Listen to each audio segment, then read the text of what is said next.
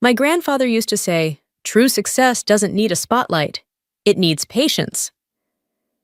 I didn't fully understand what he meant until the night I was called a poor waitress at a luxury gala, right before the room fell silent, and my sister's boss realized who I really was.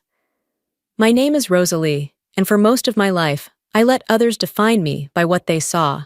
An apron, a bakery, a life that looked small from the outside. My sister, Clarissa, made sure of that. To her, I was always the less impressive sibling, someone who never quite fit into the polished image she projected.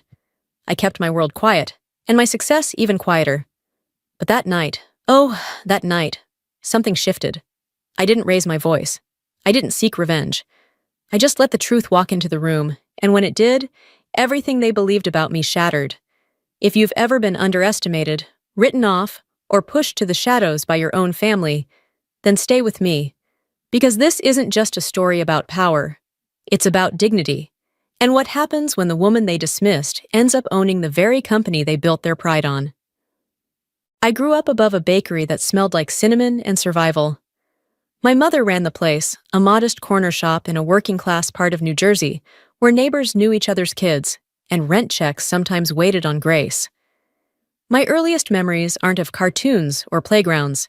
They're of counting coins, folding pink cake boxes, and waking before dawn to beat the first rush of morning regulars. I didn't hate it. In fact, I learned more behind that glass pastry counter than most kids learned in classrooms. I learned rhythm, grit, and how to look people in the eye, especially when they tried not to look at you. By the time I was 15, I was managing inventory. At 17, I was reading business books between frosting cupcakes. My real education came after hours, when I'd hole up in the back office with my mother's old laptop, studying supply chain models and learning how microloans worked. It didn't feel ambitious back then. It felt necessary. Our margins were thin. The work was endless. And I wanted more than survival. I wanted something scalable. Clarissa, on the other hand, always hated the smell of flour. She wore gloves to help out in the kitchen, and even then, only when cameras were around. Where I saw possibility in our family's hustle, she saw embarrassment. She escaped the moment she could, enrolling in a top-tier business school and disappearing into a world of sharp suits and rooftop brunches. And to be fair, she climbed fast.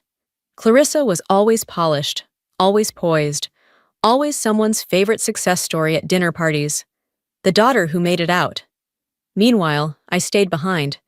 Not because I lacked ambition, but because I was building something of my own. At 23, I launched Nuvia Capital, a fintech startup focused on bridging lending gaps for immigrants and small business owners, people like my mom. I didn't take funding from the usual venture capitalists. I bootstrapped, reinvested profits, and partnered quietly with credit unions and community organizations. It was never flashy. It was never loud. But it worked. By 28, we'd gone national. But I still helped at the bakery some weekends. Not for the money, for the grounding. It reminded me who I was. Clarissa didn't see it that way. To her, I was wasting potential. She once told me flat out, "You're brilliant, Ro, but you'll never be taken seriously if you keep smelling like buttercream and spreadsheets." I smiled, said nothing. What she didn't know was that one of our biggest licensing clients had just signed a multi-million-dollar agreement. A client she worked for. It was easier that way, being underestimated. People revealed their real selves when they thought you were beneath them, and I was content to let Clarissa play her game. At least I was. Until she decided to drag me into it. Clarissa had no idea that the startup I tinkered with, on the side, had grown into a quiet empire. I never posted about Nuvia Capital on social media. No launch parties, no flashy press releases. Just milestones stacked like bricks. Private contracts, licensing deals, scalable analytics, and solid revenue streams. Our software helped small businesses run smarter and access credit faster. In the eyes of banks and data firms, we were essential. In the eyes of my family, I was still just Rosalie from the bakery. That used to bother me. Now, it amused me. I remember one Sunday dinner where Clarissa clinked her wine glass and with a sigh that could cut granite, asked me how my little cupcake app was going. She said it loud enough for the table to hear. but with that faux polite tone that made it sound like she was being supportive. I told her it was doing well. What I didn't tell her was that her firm, Valine and Cross, had been using our back-end analytics for nearly 8 months. My team had onboarded them under a white label contract. She had no clue. "Don't get me wrong," she said with a smile that didn't reach her eyes. "Baking is a noble trade. And the tech stuff you do, it's cute, but it's not real scale, Ro. It's not leadership." I looked at her, wondering if she'd still say that if she knew I held voting shares that could block her next campaign proposal. I doubted it. Still, I let her have her moment. She needed it more than I did. You see, Clarissa's pride was made of glass, perfectly polished, but one crack away from ruin. And every time she put me down in front of our parents, I could see her desperation. She needed to believe she'd risen above me, that I was still the girl behind the pastry case, grateful for crumbs.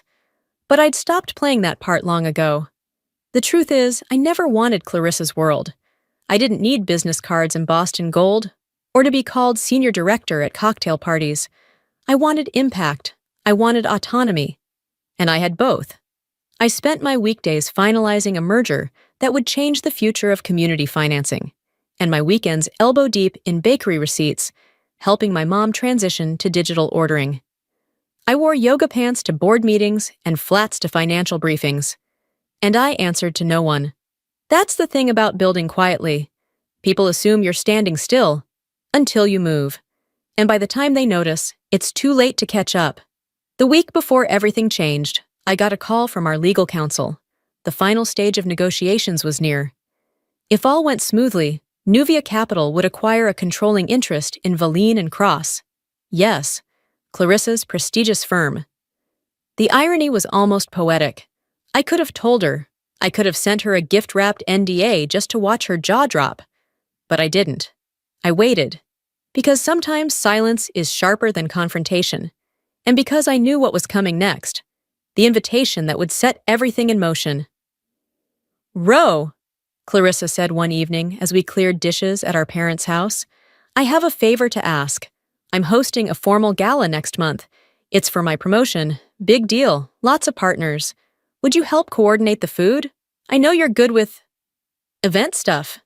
She didn't mean it as a compliment. Before I could answer, Mom clapped her hands. "That's perfect. Ro's amazing with logistics. It'll be flawless." Clarissa gave me a look that said, "Stay in your place." And I gave her one that said, "Gladly." "Sure," I said. "I'd be happy to help." I walked out of that dinner carrying 2 things, a casserole dish and the weight of my sister's condescension. Clarissa had no clue she'd just handed me the stage. She thought she was putting me in my place, assigning me to the background like always, near the trays and tablecloths, not the podiums or power. But I had no intention of correcting her, not yet. That night, as I rinsed dishes at my mother's sink, my phone buzzed with a name that made me pause. James Vance, CEO of Valine and Cross, Clarissa's boss. "Rosalie," the email read, "I've been informed you're the founder of Nuvia Capital. Would love to meet.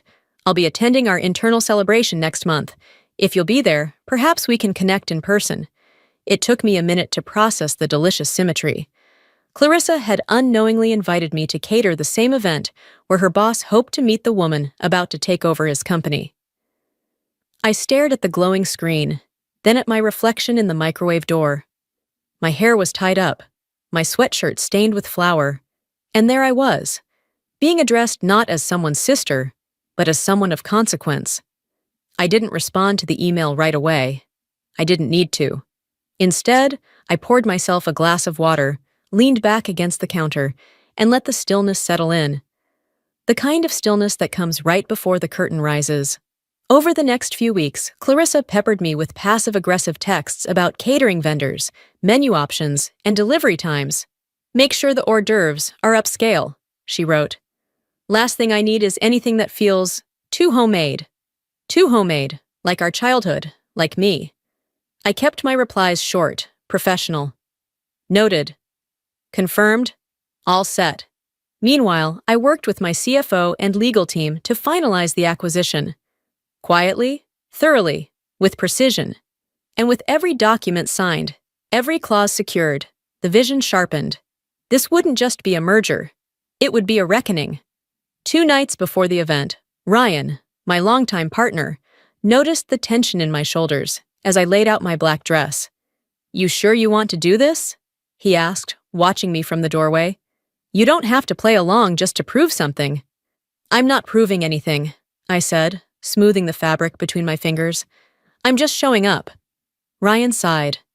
"She doesn't deserve this level of grace, Ro." "No," I said quietly, "but I do. I deserve to walk into that room without shame, without needing to explain or justify anything. I'm not doing this to humiliate her." I looked up at him then. "I'm doing it so she never confuses silence with weakness again." He didn't have a response. The night before the gala, I sent one final message to Clarissa. "All vendors confirmed. Timing in place. I'll be on site at 4 p.m. She replied with a thumbs-up emoji. I smiled. The last piece had clicked into place. All I had to do now was serve. The Whitmore estate shimmered under lights like a dream Clarissa had choreographed. Crystal glasses, a string quartet, ice sculptures that would melt before dessert. And me, exactly where she wanted me, in the kitchen. Clarissa had tasked me with overseeing the catering crew. Her voice, sharp and sweet, had reminded me to stay behind the scenes. I nodded. Of course. As I walked through the party with a tray in hand, I heard my name float out from her lips like perfume meant to stain. "That's my sister, Rosalie," she told a group of executives. "She's helping out. Always loved the hospitality stuff. Poor thing." Soft chuckles followed. My mother added her usual line. "We try to include her, of course. She chose her path." No one noticed the text I received just then. "Deal closed. 51%. Effective immediately." James Vance arrived shortly after. Clarissa rushed over, all grace and charm. "Mr. Vance! We're honored." He nodded, scanned the room, then saw me. His brow furrowed. "Oh, don't worry about her," Clarissa said. "That's my sister, just helping the staff." "Wait," James said, stepping forward. "That's Rosalie?" I handed off my tray and smiled. "Hello, James. I'm glad you made it." He laughed, eyes widening. "Serving drinks at your own party? I suppose this is how you keep people humble." Clarissa blinked. "What are you talking about?" "Miss Rosalie is the CEO of Nuvia Capital," James said smoothly. "And as of 15 minutes ago, she owns controlling interest in Valine and Cross." The room froze. Clarissa's glass slipped and shattered. "There must be a mistake," she whispered. "She bakes." James chuckled. "And runs the company that now owns your department." Our mother went pale. I turned to Clarissa, voice quiet but clear. "You mocked me for years. Dismissed me like I didn't belong. You never asked what I was building. You just assumed it didn't matter." Ryan stepped forward, stunned. "Why didn't you tell me?" I looked at him. "Because I needed to know if you'd respect me without the title. Turns out you didn't." James cleared his throat. "Shall we make it official?" I nodded. "Gladly." I turned to Clarissa. "I believe you had a speech prepared. Still want to give it?" She fled the room. I picked up a champagne glass, tapped it gently, and said, "If I may have your attention." After the announcement, the room didn't just quiet, it collapsed inward. Whispers rose like static. I could feel eyes on me, not with pity anymore, but with unease. No one knew where to look. Clarissa had vanished down the hall, her heels clacking like thunder against the marble. Our mother chased after her, too stunned to say a word. My father stood by the bar, frozen, drink in hand. James Vance gave me a firm handshake and leaned in. "That," he said with a faint grin, "was the most graceful hostile takeover I've ever witnessed." I gave a soft chuckle. "Not hostile, just overdue." He nodded. "And poetic." As guests murmured and awkwardly resumed sipping their drinks, Ryan approached. His face was pale, his movements hesitant. "Rosalie, you really built all of this?" "I did," I said plainly. "Why didn't you tell me?" I studied his face, searching for any trace of the man I thought I knew. "I wanted to, but every time you stood silent while your family belittled me, I realized something. If you didn't defend me as a baker, you never deserved me as a CEO." His throat tightened. "But I love you." Then you should have respected me. He reached for my hand. I stepped back. Love without respect is theater, and I'm done performing. I turned away just as Clarissa re-entered the room, her makeup repaired, but her eyes wild. You humiliated me, she snapped in a hushed tone, in front of my clients, my mentors, my team. No, I said calmly, you humiliated yourself. I just stopped covering for you. She folded her arms. Fine, I'll resign. I refuse to work under you. That's your choice, but before you go, know this. Every major firm in Miami already knows what happened tonight. The way you spoke about me, about people like me, that won't disappear. Clarissa hesitated. The bravado began to crumble. What do you want from me? I want you to learn. She looked confused. Starting Monday, I continued, you'll be working with our Community Impact Division. We're launching a program to support local restaurants and minority-owned businesses. You'll be helping them restructure finances. And who, she asked bitterly, will I be reporting to? I smiled. Our project lead, my mother. She still runs the bakery, by choice, not because she failed at something else. Clarissa's mouth fell open, but before she could answer, our mother stepped forward. Rosalie, maybe we could talk about this privately, she said, her voice uneven. We're family. I turned slowly. Family? For years, you cropped me out of photos, made me sit with the help, and whispered like I wasn't even there. At what point did I stop being family? My mother's eyes welled up. We didn't know you had money. That's the problem, I said quietly. You thought my worth came from money. And then, for the first time in my life, my father spoke up. She's right, he said. The entire room turned. Rosalie has every reason to turn away from us. I sat by and let this happen. We lost sight of what mattered. It was the most I'd ever heard him say in one breath. He stepped toward me. We failed you. I nodded, not out of triumph, but clarity. I know. Then I turned to Clarissa. Be at the bakery Monday morning. Mom doesn't tolerate lateness. By the time the guests had filtered out, the Whitmore estate felt less like a triumph and more like a museum after closing. Pretty, but hollow. I didn't wait for anyone's goodbye. I simply left. Outside, the night air was thick with the scent of salt and citrus. My phone buzzed as I got into my car. Dad, come by the bakery. Your mom saved you a plate. I didn't hesitate. On my way. 20 minutes later, I stepped through the back door of our family bakery. The lights were low, but the smell of cinnamon and dough still lingered like a promise. My mother stood at the counter, still in her gala heels, a faded apron tied around her waist. You're early, she said gently. Old habits. I grabbed a cloth and wiped down the front counter, like I'd done 100 times before. My father came in from the back with empanadas. We sat, we ate, and for the first time in a long while, it was quiet.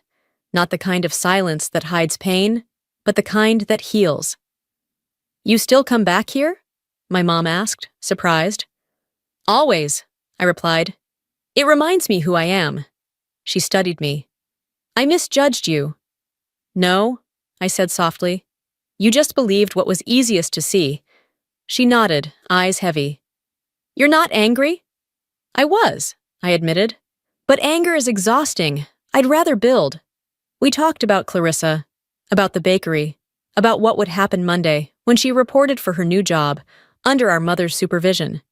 She'll learn, Mom said. Or she won't, I replied. But either way, she'll face herself.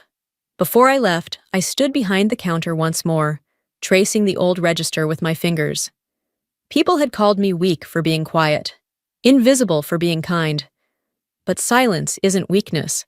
It's knowing when to speak so no one forgets what you said. I never wanted revenge, just clarity. And tonight, I got it. If you've ever been underestimated or pushed to the side, keep building, keep showing up. Let them talk, let them doubt. Because one day, when the noise fades, all that's left standing will be the truth. And you.